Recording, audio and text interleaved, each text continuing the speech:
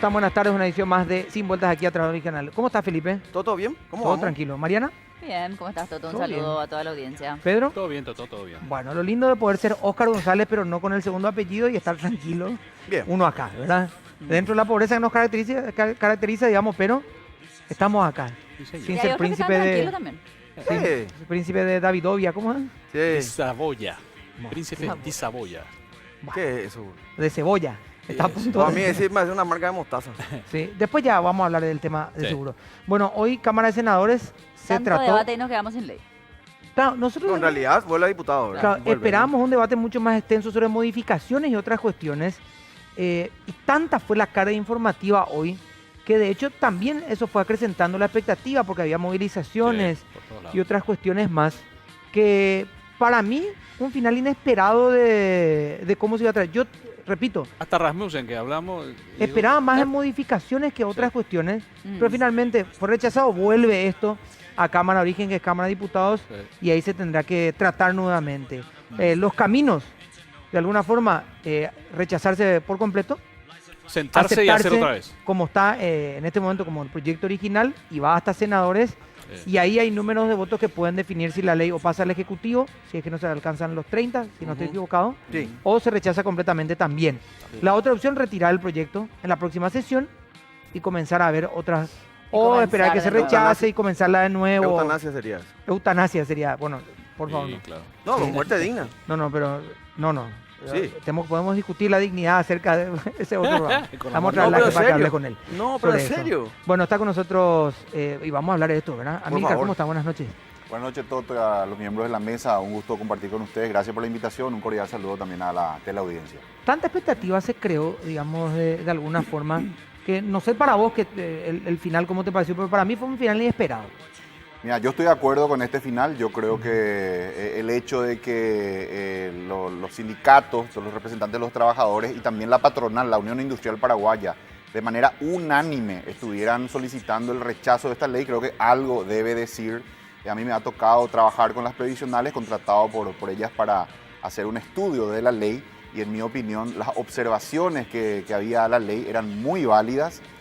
No había tiempo para poder, digamos, sacar una redacción correcta, adecuada para esta ley tan importante, y por eso creo que el rechazo es lo más correcto. También quiero decir de que llama mucho la atención la manera como se impulsó la aprobación de esta ley. Lo normal cuando una fuerza política gana unas elecciones es que el equipo económico prepare un conjunto de leyes que presenta, apenas iniciada la nueva legislatura, presenta al Congreso, diciéndole en cierta manera, estas son las leyes económicas que vamos a necesitar y cuya aprobación solicitamos. Eso hubiera sido lo correcto, en mi opinión. Amílcar, ¿vos leíste Sí. el proyecto o estudiaste, digamos, a profundidad el proyecto específico que fue aprobado en diputados o aquel que estaba circulando también? Porque hemos tenido aquí representantes, tanto de los sindicatos como de Hacienda, y manejando dos proyectos distintos, ¿verdad? Muchas de las críticas que tenían los sindicatos decían, bueno, pero eso ya está subsanado ahora, ¿verdad? Sí, O sea, ¿cuál era el proyecto de ley al que le encontraste, digamos, estos 4 puntos que relevaste, Sí, sí, ¿verdad? el proyecto que fue aprobado en diputados, ¿no?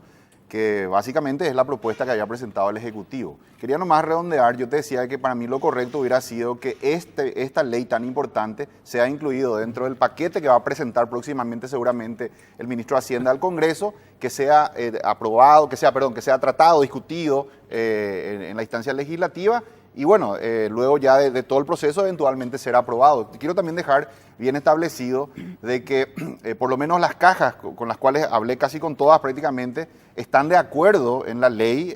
Se necesita una ley, claramente esta es una ley que el país necesita para fortalecer el sector. En lo que no se está de acuerdo es en la manera en que se quiso aprobar esto entre gallos y medianoche. Se presenta en la Cámara de Diputados, se impulsa, digamos, la aprobación. El diputado Ibáñez es el que solicita el tratamiento sobre tablas, se aprueba en diputados prácticamente sin debate, pasa a senadores en un momento en el cual el país estaba en una transición de un gobierno a otro. Había muchos actos protocolares que no permitían, digamos, no había muchas sesiones en el Senado. Llevar esto el día de hoy, faltando ya pocos días para que esto tenga sanción ficta, se rechaza. O sea que en mi lectura se forzó una aprobación sin mucho debate y cosa que en mi opinión no corresponde, dada la importancia que tiene. De la ley, claro. Te puedo desarrollar las observaciones, ¿verdad? Que Antes resultan de las observaciones, Sí. porque te consultaba al aire, pero cuando vos planteás y decís esto, se impulsa con la intención de que se trate rápido. ¿A quién le beneficia que se trate rápido, digamos? Si el interés en teoría es que salga la ley sin... Yo creo que todos buscan una ley que tenga un consenso por lo menos. ¿A quién le beneficia que esto se haga tan rápido? Bueno, hay obras, la ampliación de la ruta 2 y 7 de empresas, entre comillas, muy importantes a nivel internacional, que habiéndose adjudicado lo que podríamos llamar el filé miñón de la infraestructura paraguaya, porque claramente de todas las infraestructuras que hay en el país, que, No que tienen pudieran ser objeto, digamos, de financiamiento, la ruta 2 es claramente la mejor, la que más ingresos pueda generar. Y estas empresas no han obtenido, no han conseguido hasta ahora 500 millones de dólares, que es una cifra, digo yo, en el contexto internacional pequeña, ya una segunda prórroga que le da el Ministerio de Obras Públicas para la concreción de esta obra, y en ese contexto, digamos, se da este intento de aprobación a las apuradas de esta ley, que entre las principales modificaciones que hace la ley modifica el capítulo de límites a las inversiones que pueden realizar, por ejemplo, el IPS. Acá hay dos cajas nomás las que representan prácticamente el 90% Claro. de los 3.000 y tantos millones de dólares que son el IPS, ¿verdad? Con 1.770 millones de dólares, y la caja fiscal con 1.230. Entonces, yo creo que quizá una posibilidad es que lo que se quería era, al inicio mismo de este gobierno, financiar esa obra con recursos del IPS, que no está mal, que no está mal. Lo que yo cuestiono es el cómo hacerlo. Si esa es la intención, en todo caso, que el gobierno lo diga claramente, queremos hacer esto de esta manera, y bueno, discutamos. No, pero a ver, y voy con Felipe, con Pedro, el financiamiento en sí tampoco hubiera sido tan rápido según el ejercicio que entendíamos que tenía la ley, ¿verdad?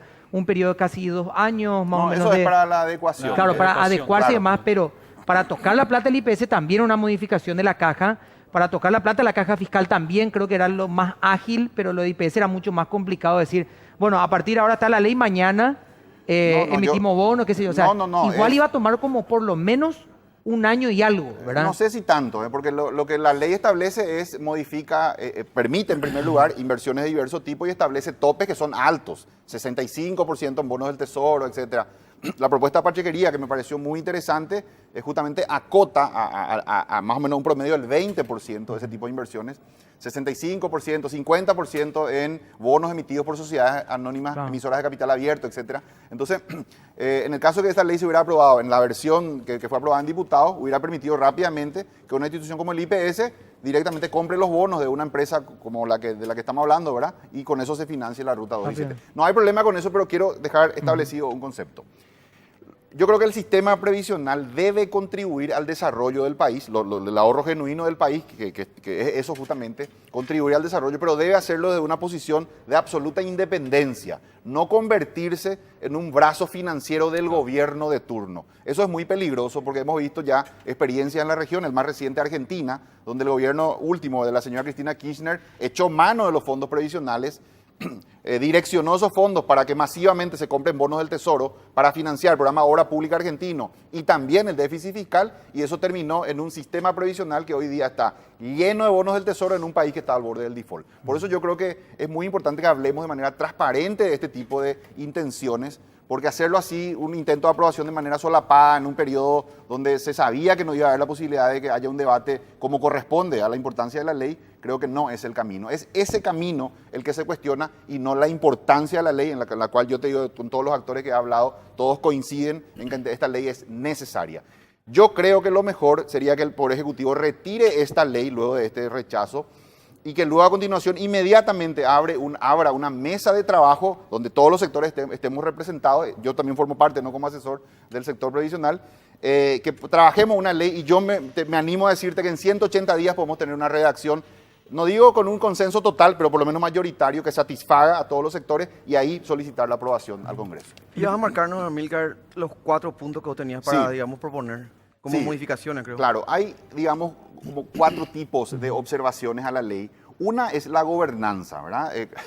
Básicamente, esta ley, tal cual fue aprobada, le da toda la potestad, digamos, el control al Poder Ejecutivo y prácticamente no le da participación a los principales sectores afectados. Entonces ahí hay una discusión, digamos, por la propuesta de los sectores afectados, las previsionales, es que se le dé participación en los comités asesores, ¿verdad?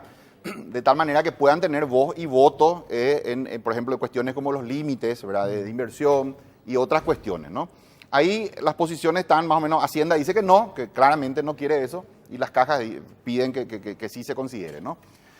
La posición de Pachequería, que quiero también decirlo, ¿verdad? Fue una de las bancadas que más trabajó de manera seria, me consta, porque me reuní con ellos, creo que hicieron un gran trabajo, redactaron las modificaciones, estuvieron hasta alta hora de la noche en el Congreso, te digo, me consta porque me tocó estar también ahí con ellos en algunos días, y creo que inclusive ellos estaban de acuerdo en que en esa gobernanza también estén representados los sectores afectados. Luego, en primer lugar, artículos cuya corrección resulta relativamente fácil, ¿verdad?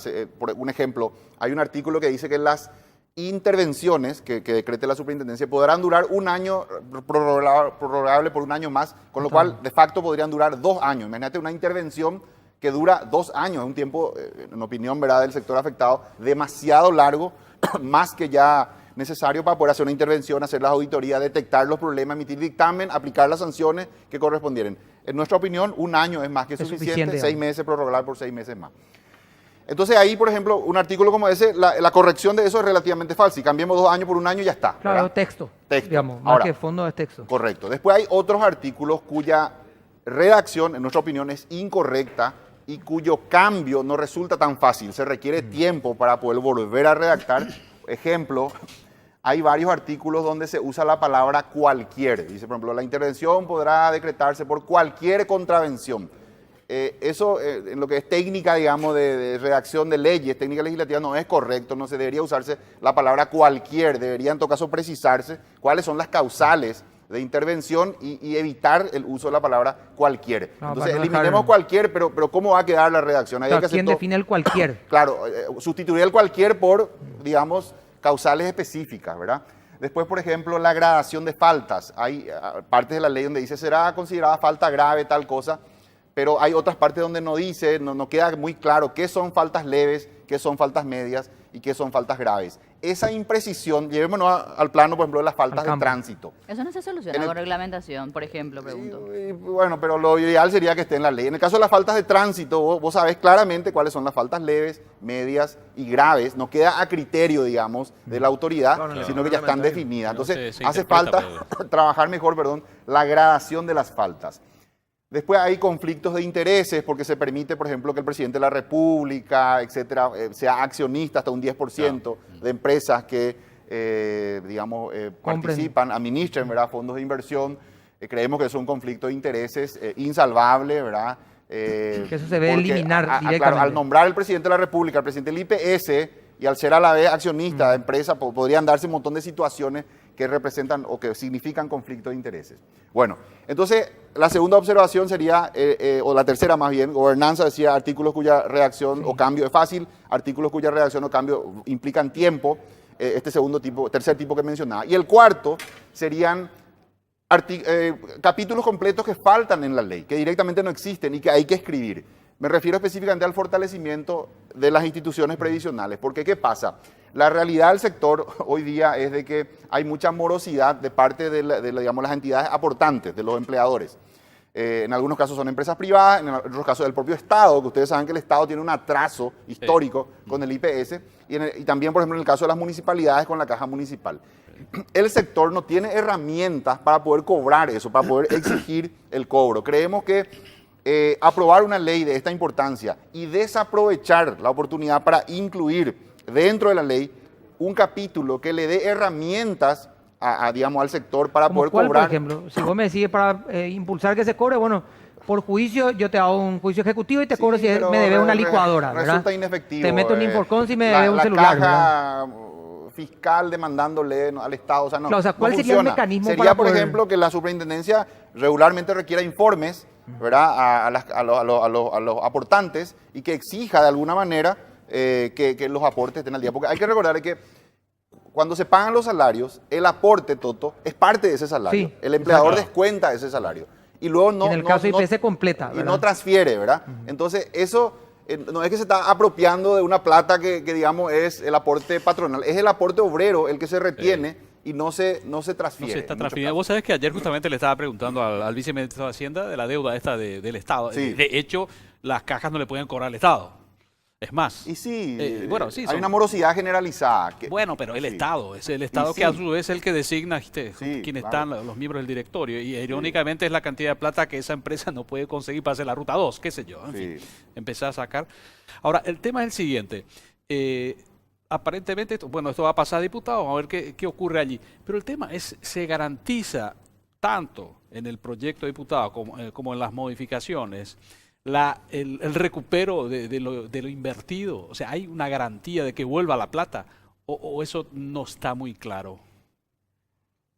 No, específicamente eso no dice en ninguna parte de la ley, Ajá. pero bueno, digamos que un principio general financiero es que en los países lo que se denomina el riesgo soberano, o sea, el Sí. riesgo del Estado es como el riesgo más bajo que hay en ese país. De todos los instrumentos que se pueden adquirir financieros, digamos que el bono del tesoro es considerado a nivel interno dentro del país el más seguro dentro de ese país. Por ende, hay como una especie de garantía implícita, digamos, del Estado cuando se trata de riesgo soberano, ¿verdad? Pero Claro, lo que pasa es que pusiste el ejemplo de la Argentina, que está en sí, situación pero de por otro default, lado entonces, también ¿cuál es? hay que decir, ¿verdad? Ah. Hay que decir Sí. de que los estados hoy día van aumentando su nivel de endeudamiento y llega un momento en el cual en realidad ya no pueden pagar la deuda, sino que tienen que estar permanentemente emitiendo deuda para con esa deuda pagar Una la bicicleta. deuda anterior. Están bicicleteando. Bicicleta. Están bicicleteando, ¿verdad? Entonces, una forma de ver es, digamos, cuando vos le prestás al Estado, tenés que saber que después, cuando venza eso,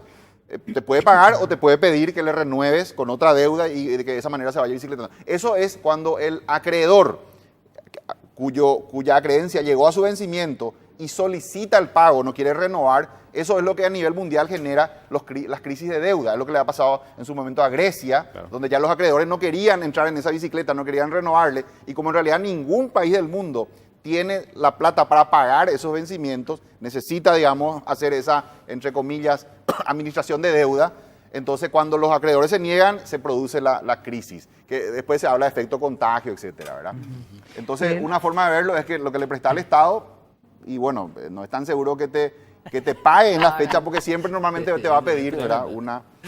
Bueno, y ayer nos Renovación. explicaban que si eso no se paga, te vienen Sí, todos los de y bueno, afuera es lo que sobre le un pasó a reglamento Grecia, de es lo mismo. Infopulsado, Lo ¿verdad? que pasa es que no tuvimos tiempo de ampliar. Me escribe la doctora Verónica Recalde y me manda el artículo 68, perdón, dice omisión de descuento y transferencia del aporte. Esto tiene que ver con el aporte patronal, sobre qué herramientas tienen las empresas hoy, o en realidad las mutuales o las cajas de jubilaciones hoy acerca de esto. Y en una de las partes dice, la firma patronal que hubiere descontado el aporte a sus trabajadores y no lo ingrese al instituto dentro del plazo estipulado por el reglamento respectivo, será sancionado con una multa de 2 hasta 10 veces el importe de la suma no ingresada, sin perjuicio de la obligación de depositar el aporte no ingresado, además del que le corresponde como empleador. O sea, hoy hay, digamos, una fórmula, pero fortalecer esa fórmula es lo que vos Fortalecer esa proponías, fórmula, ¿verdad? por ejemplo, con pedidos de informe que pueda hacer la superintendencia, porque la intención de esta ley Para pues, que es- no llegue a un punto no se habla, excesivo claro, de deuda. no se habla ¿verdad? solo de cajas previsionales, sino del sector previsional, del cual forman parte también los aportantes. Entonces, por ejemplo, que la superintendencia de banco, además de controlar las cajas, también pueda solicitar informes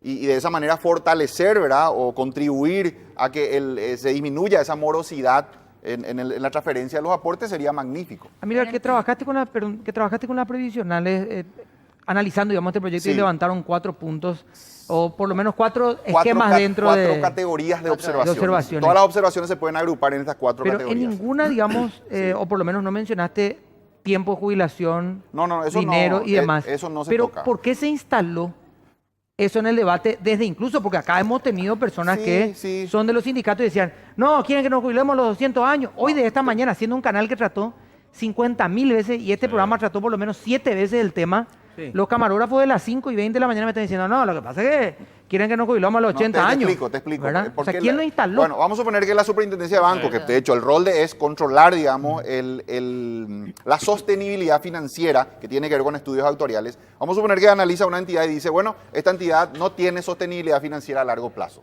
Sí. La siguiente pregunta sería, bueno, ¿cuál es la ¿Qué hacemos? solución? ¿Cuál es la solución?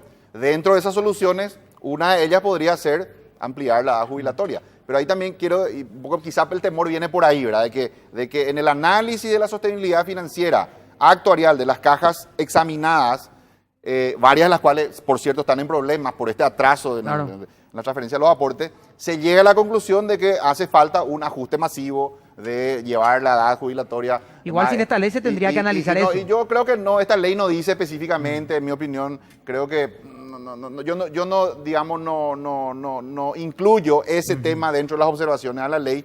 De todas formas, lo que te decía, las cajas lo tienen que analizar igual sin esta ley, trabajando como están. Quiero también decir de que si el ministro Hacienda, las autoridades dicen, no, esto hubo una desinformación, puede que haya ocurrido, pero es irrelevante, porque en realidad los que toman la decisión son los legisladores. Que la población, la gente esté desinformada, puede ser, sí, puede ser que sí, puede ser que no, pero en realidad lo relevante acá es los legisladores. Estos legisladores se han reunido intensivamente, te digo, con las autoridades del Poder Ejecutivo, también el sector afectado ha hecho lobby, yo he acompañado, y entonces han tenido, pero de sobra, las dos versiones. O sea, ellos sí entendieron ellos sí, claro, que es lo relevante, ellos son los que al final votan, ¿verdad? Y ellos son los que, con toda esa información, con la interpretación, en mi opinión, correcta de la situación, han tomado esta decisión. Amilcar, gracias por el tiempo. Muy Gracias amable. a ustedes, muy amables. Nosotros a la vuelta de la pausa vamos a hablar también de un tema que ha sido controversial, ¿verdad? O sea, Sí.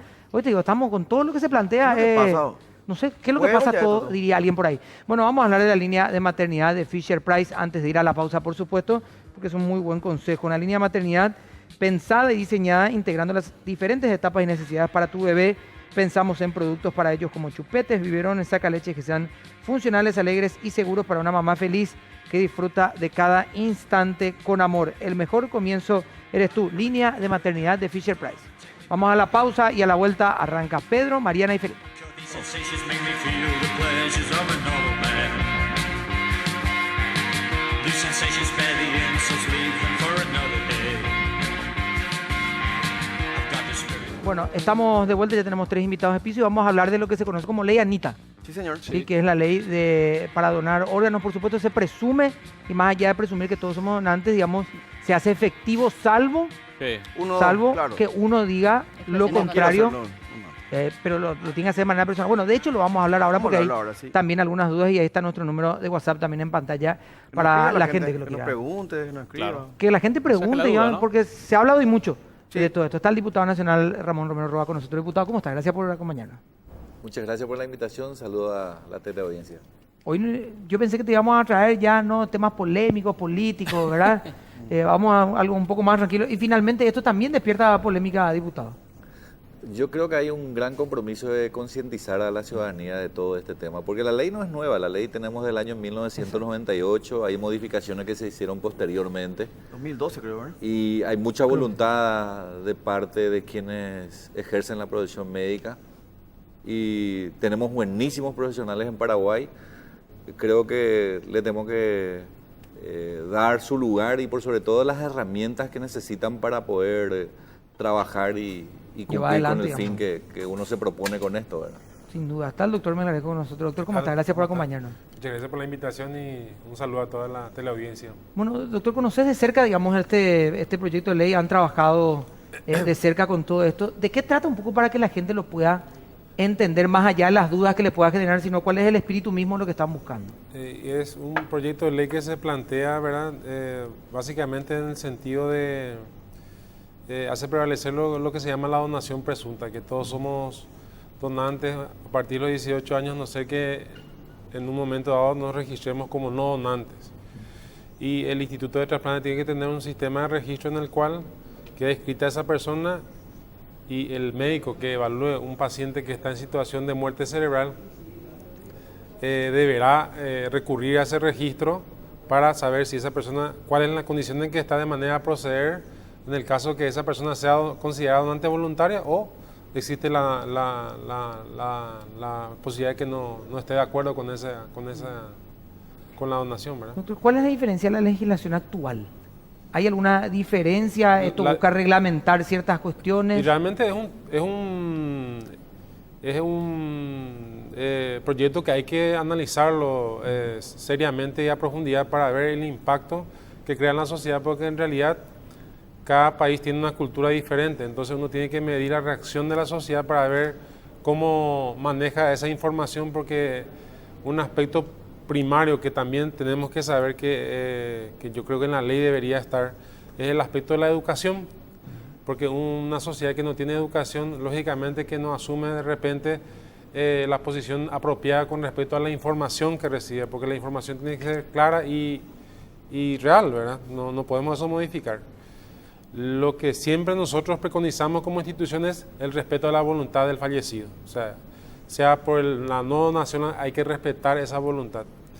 Y en la práctica, ¿qué es lo que pasa habitualmente? Hay muchas personas que se anotan como donantes voluntarios, pero cuando uno va y hace la entrevista con la familia a veces se niega a esa situación. No, y eso lo que yo pasa creo que que la misma ley claro, le da esa... Sí, entonces el aspecto que yo creo que es importante hacer recalcar en un proyecto de ley, porque hay varios, no es el único proyecto de ley que está circulando, hay 4 proyectos de ley, ¿verdad? Que tienen que ver con esto, sí. Con este tema, ¿verdad?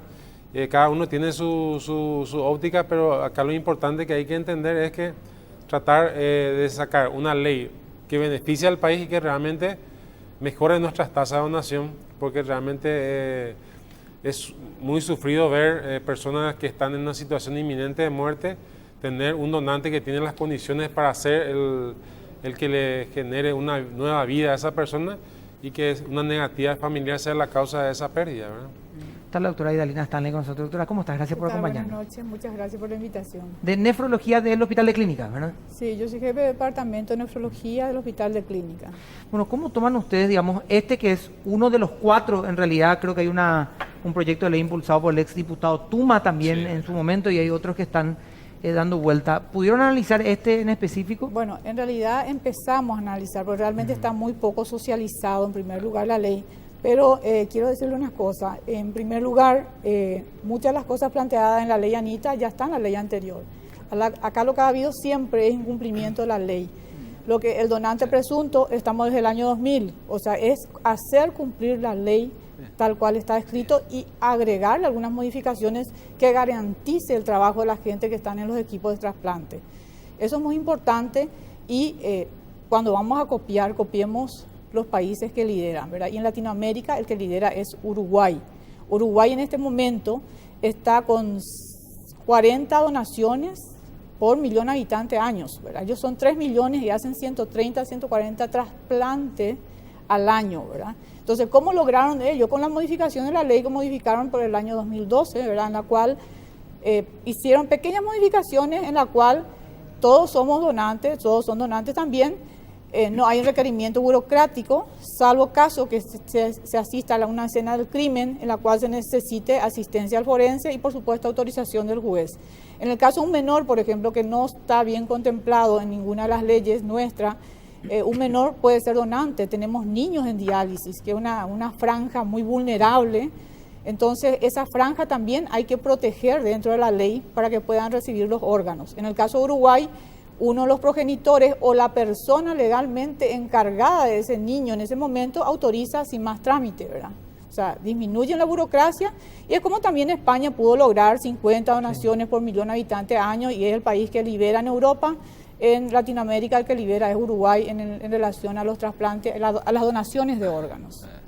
Diputado, quería aportarlo antes de Pedro, después, aunque ya tiró un bocadillo. Nosotros denominamos ley Anita al proyecto porque es una cuestión muy importante analizar lo que pasó con la niña.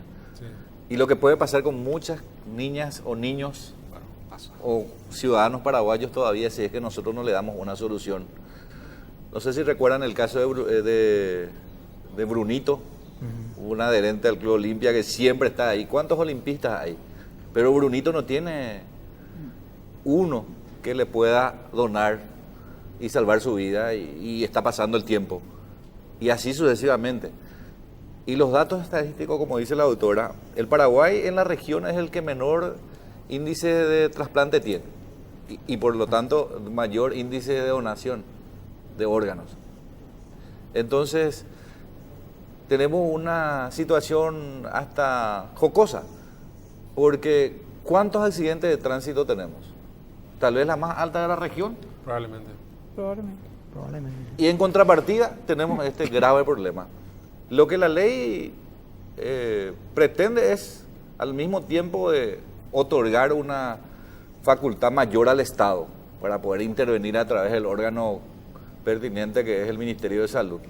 Otorgarle también un presupuesto específico, porque no se le puede dar al sector médico una gran responsabilidad y no otorgarle un presupuesto y que cualquier otra institución tenga suficiente recursos para gastar en cualquier cosa y menos en algo que interesa a toda la población y es una necesidad inmensa.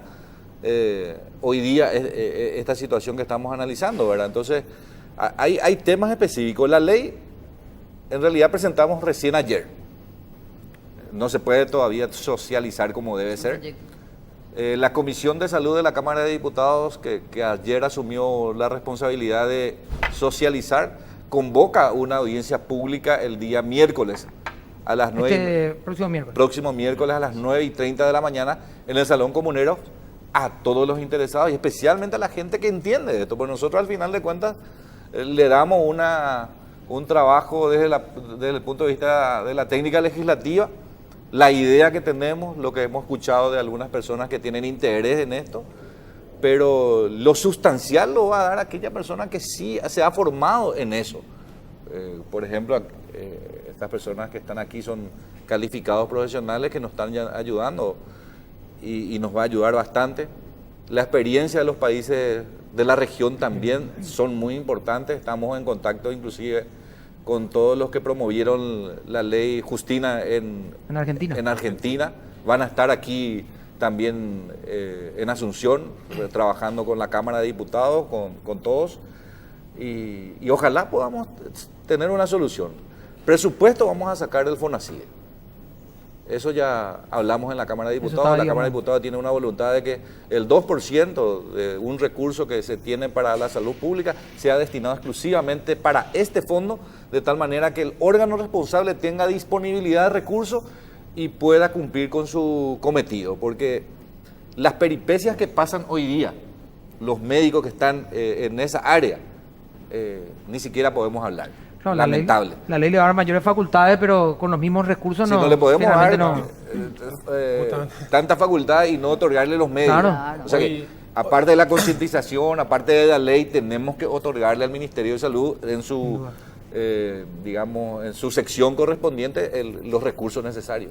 Vamos a hacer una pequeña pausa y vamos a seguir aportando sobre el tema, por supuesto, pero antes vamos a hablar de la línea de maternidad de Fisher Price, que está pensada y diseñada en cada etapa para que las madres puedan acompañar a sus hijos, por supuesto, en cada una de las etapas. Por eso pensaron en productos que están diseñados, pensados, evaluados para cada etapa. Biberones, sacaleches, chupetes, que sean, por supuesto, seguros y además puedan aprovechar cada una de las etapas para que una mamá feliz pueda disfrutar de cada instante con amor. El mejor comienzo eres tú, línea de maternidad de Fisher Price. Inspirada en hechos reales, Leal es la nueva película paraguaya de crimen, drama y acción con gran elenco nacional e internacional. Cuenta la historia de un ministro recién designado que debe reclutar a los mejores comandos para desbaratar una organización criminal. Sensacional éxito en cines, solo faltas vos, Leal. Got the spirit Luciferian, take the shock away.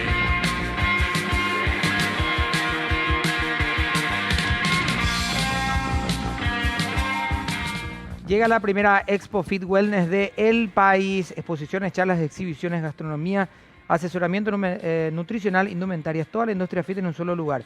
24, 25 y 26 de agosto en el Centro de Convenciones del Mariscal.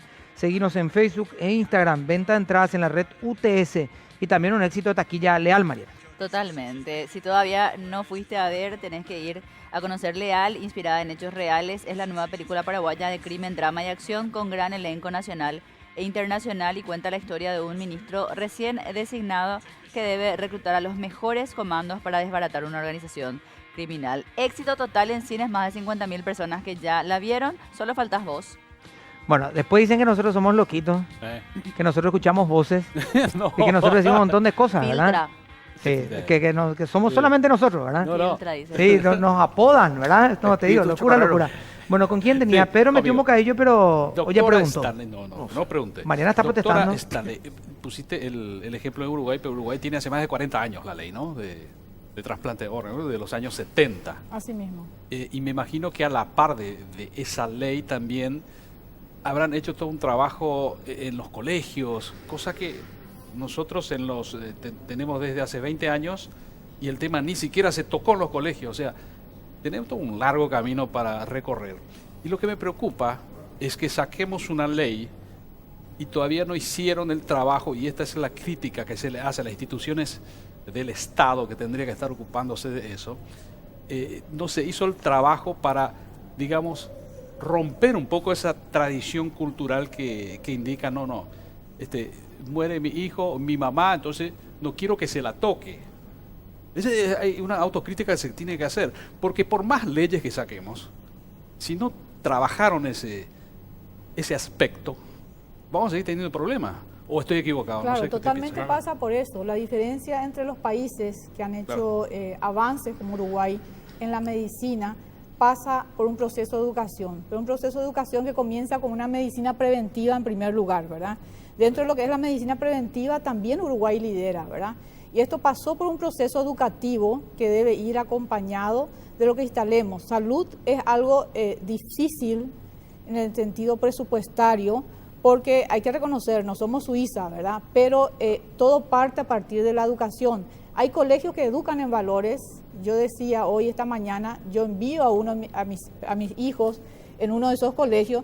Sin embargo, nunca he visto que hagan una campaña de concienciación o que hayan traído un proyecto.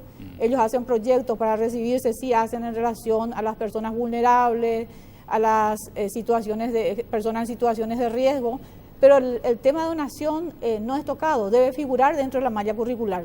Si nosotros queremos una ley que aquí, porque esto es a largo plazo, de aquí a 10 años, veamos que Paraguay se sitúa por lo menos cercano a los países vecinos, necesitamos partir de un proceso educativo. Esto debe figurar en la malla de la primaria, la secundaria, en la malla educativa.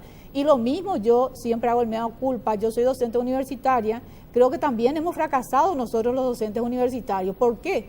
Porque muchas veces los propios colegas se oponen a la donación de órganos. Y realmente es lamentable cómo hay colegas que se oponen. En el mismo hospital de clínicas hay gente que se opone a los trasplantes.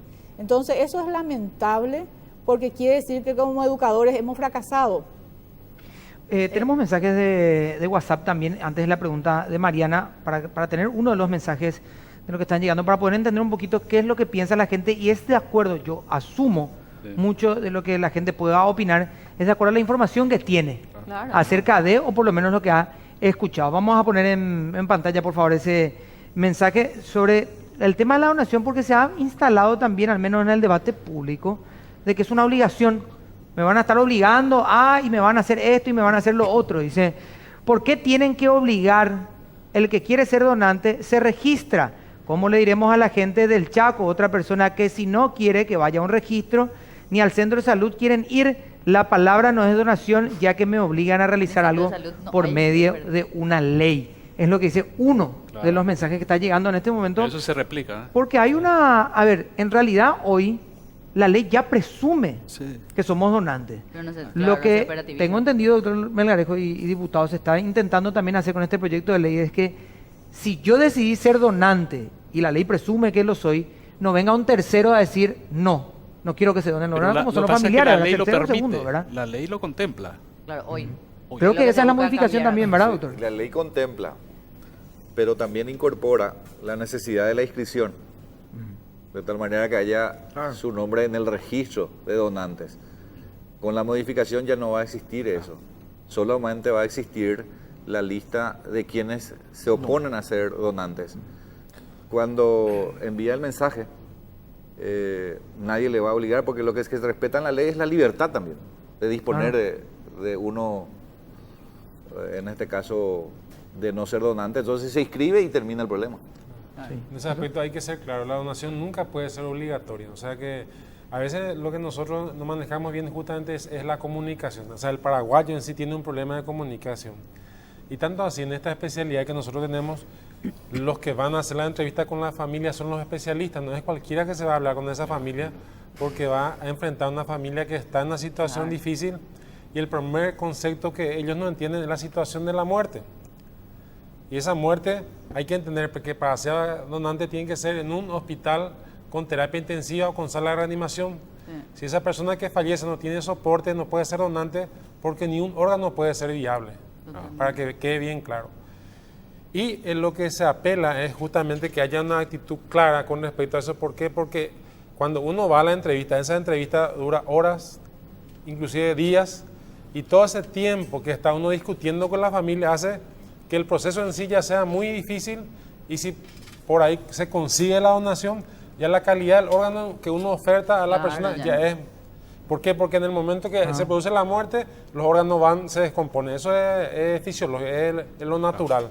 Lo que el médico intensivista o el que hace la reanimación lo que hace es pone su mayor esfuerzo en mantener con medicamentos y programa la máquina de manera que le siga dando oxígeno al cuerpo. Para sostener, digamos. Y eso cuando nosotros hacemos los cursos que hacemos a los médicos, le hacemos un curso de mantenimiento, se llama. O sea que es muy complejo esto, pero lógicamente el punto inicial debe ser bien debatido para que sea más ágil el proceso. Pues lógico, yo te pregunto, fulano, ¿qué pensar de la donación? No, él está registrado como, ya tiene su carnet. Entonces en la propia ley tiene que decir, ¿verdad?, que esa parte es lo que no es muy clara en nuestra ley actual, por ejemplo. Que el carnet o el hecho de que yo haya firmado el formulario es el documento que utiliza el equipo para hacer el operativo, y lógicamente que a la familia le informa la voluntad solamente, porque eso es lo que yo a veces recibo como crítica cuando doy las charlas. Que nos sirve que anotemos si al final mi familia se opone. Claro. No respeta mi última No voluntad. respeta mi decisión. Claro. Pero tenemos hay otro problema que es más importante. La ley, realmente estamos discutiendo, ante la ley está, lo que no hay es una falta de cumplimiento, pero hay algo más importante. No existe cobertura para aquel paciente que va a ser trasplantado, porque ¿de qué te sirve tener donantes si tu paciente no puede hacerse los estudios? Los estudios son costosos al pretrasplante. Sí. Hasta No, y con ahora nadie suerte tiene asume. un Y centro de tenemos salud todas en las su comunidad. herramientas. La ley 4392 está desde el 2011 y nunca se implementó. Está toda reglamentada, que la ley de Fonares. Entonces, La Fonares está reglamentada. El ministro Arbol, su último día de gobierno, reglamentó, está todo. Hay que aplicarla. El Parlamento, y queremos el compromiso suyo, eso tiene que ajustar. Fonacide, Fonares, son recursos que se tienen, y eso está estipulado justamente para los trasplantes de órganos, para los infartos, para la neoplasia. Acá tenemos todo. Acá lo que hay falta de implementación y falta de establecer el presupuesto. Coste que Fonares está todo establecido, Itaipú pone una parte, 5% por el consumo del cigarrillo, 5% por el alcohol, y eso está todo. Hay que decir voluntad política. Hagamos a partir de ahora y nos volvemos un país con políticas de salud y políticas educativas. Yo creo que esto, independientemente de que esté el ministro que esté, esto tiene que surgir, tiene que salir. ¿Por qué? Porque esto ahorra, el factor económico ahorra muchísimo al Estado. El Estado en este momento, realmente Cartes habrá tenido muchas cosas, pero en nefrología hemos dado pasos gigantescos, y acá el doctor puede decir, hemos duplicado la cobertura de diálisis a nivel país. Tenemos 1.800 pacientes en diálisis en este momento pagado exclusivamente por el Estado paraguayo. Ese gasto se puede reducir a más de la mitad si nosotros empezamos a hacer los trasplantes. Sin duda. De por sí que en los países desarrollados la premisa es la siguiente, y eso el médico mismo tendría que plantear, ¿verdad?, que el trasplante es la prioridad. Claro. Y ustedes escuchen los testimonios de algunos trasplantados. ¿Qué te dice? Estuve 8 años en diálisis, hace 2 años que estoy en lista. ¿Y qué pasó los 6 años anteriores? ¿Por qué no está ya en lista de espera? Claro. O sea que, No, me pidieron estirar hasta donde se podía no, aguantar. Claro, no por el sistema tiene que cambiar. O sea, Claro. cuando vos empezás a tener un problema renal, ya de Ya por sí el tenés que médico dar te la tiene lista. que preparar para que vos ingreses en lista Lo que pasa, y el doctor, trasplante sea... no sé porque, si ahora podemos claro, el intervenir trasplante o- tiene que ser prioridad. Lo que pasa es que eso, yo quiero ir justamente a eso, porque dicen, acá por lo menos, nosotros hemos conversado, siempre conversamos con diferentes temas, y de verdad todo es problema de educación, y cierto es, Así mismo. porque el problema de educación vial, los chicos le tienen que enseñar a los padres, el problema es, y los chicos, al final la malla curricular, o tengo que cambiar toda, y va a terminar una gorda. Al final ahí, son los ¿verdad? chicos los que tienen que educar a Tienen todos los que estamos al cambiar frente. Se va a ¿verdad? la casa y está da bien, clase. o sea, Los pibes. es lo lógico porque es un cambio cultural Claro. y eso requiere una nueva generación.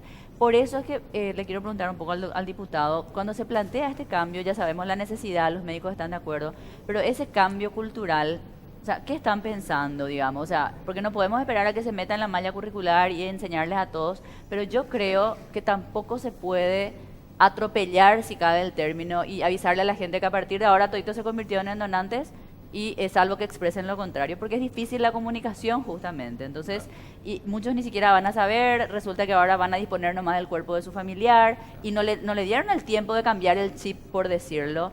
Entonces, una necesidad creo que no tapa lo otro. Entonces no sé cómo se está pensando esto. Piensa en una implementación, no sé si va a ser gradual. creen que no es necesario, porque o sea, me parece que es importante también. ¿Verdad? Todos son parte de un proceso. Como decía la doctora Stanley, se ha crecido mucho en nefrología, en mejorar la atención a los afectados. Y es un proceso que se mejoró en esta etapa de los 5 años que pasaron. Tal vez esta etapa servirá para focalizar nuestro trabajo en esa área específica del trasplante. Y eso implica no solamente la vigencia de una ley o el mejoramiento de la ley que está vigente, sino implica que el Ministerio de Educación no solamente se preocupe de incluir en la malla curricular, sino empieza a hablar al menos permanentemente de eso y de que desde afuera podamos nosotros poder compenetrarnos con la realidad educativa y trabajar en ella, sin en la malla curricular, ¿verdad? Porque si vamos a incluir a todos, seguramente, como ustedes dicen, se va a llenar y no va a ser útil. Pero hay que reconocer que este proyecto no solamente lo estamos llevando a nosotros desde la legislatura, sino también hay detrás muchas personas interesadas que pasaron una experiencia de vida y que pudieron ellos también tener una propia experiencia y a través de esa experiencia hacer de que muchas personas puedan ser beneficiadas. En el caso del colega de ustedes, Germán Martínez, que ha sido trasplantado hace 5 años y es uno de los grandes promotores de este trabajo que estamos llevando adelante. Detrás de nuestro trabajo en la Cámara tenemos un plan de concientización también a la ciudadanía a través de los medios.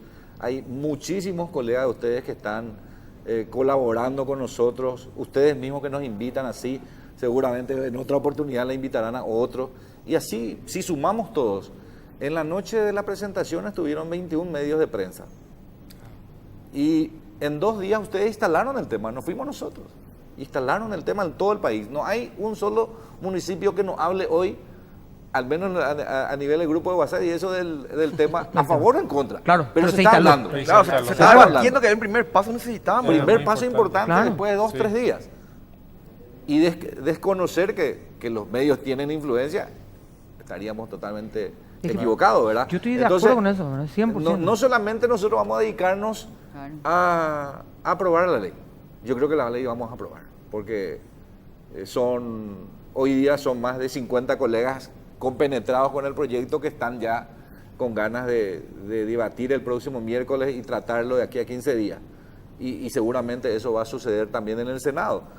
Pero posteriormente vamos a tener que insistir en el Ministerio de Hacienda de la transferencia de los recursos, porque muchas veces se estipula en el presupuesto y el Ministerio de Hacienda dice topea no hay, todo. cuando en realidad hay. Sí, el plan de o se utiliza para otros fines. Claro. Por ejemplo, ayer nosotros, al menos por fin, aprobamos algo que creo yo en alguna medida va a ir sumando.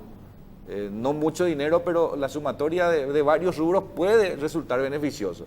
Se eliminaron las compras de esos pines que tanto se cuestionó, los pasajes de primera clase para los servidores públicos, en fin, y vamos a ir cortando eso y vamos a ir trasladando a fines así que sirva a la gente, porque esa es la necesidad y tenemos que apuntar a solucionar esos problemas que se tienen, ¿verdad?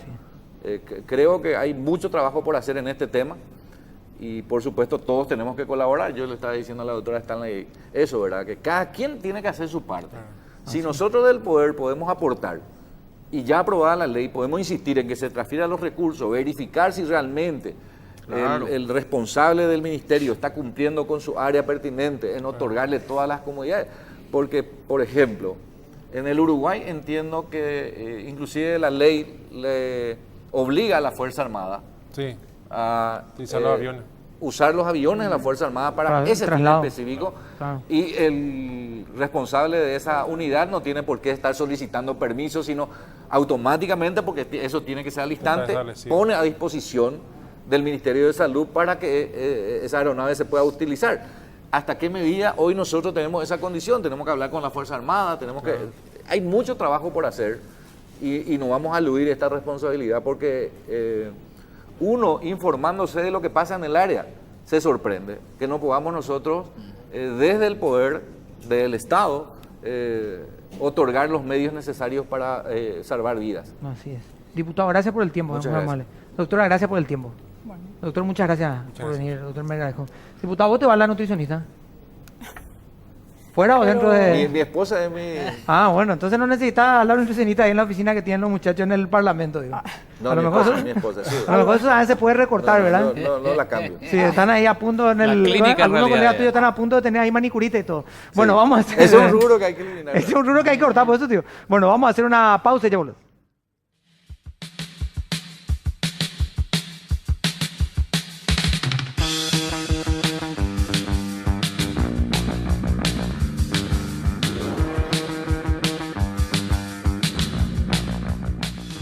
Bueno, nos estamos yendo, señores. Por Chao, favor. Felipito. Muy bien. Ya, pues, ya. Chao, Mariana. Chao, Toto. Pedrito, Bueno. qué bien te veo, ¿eh? Te veo bien mañana. Vamos a encontrarnos bien mañana. mañana Por favor. clavato. Hasta mañana. Mañana. Chao, chao. Se viene Chao, Carlos chao. Peralta. Hasta mañana.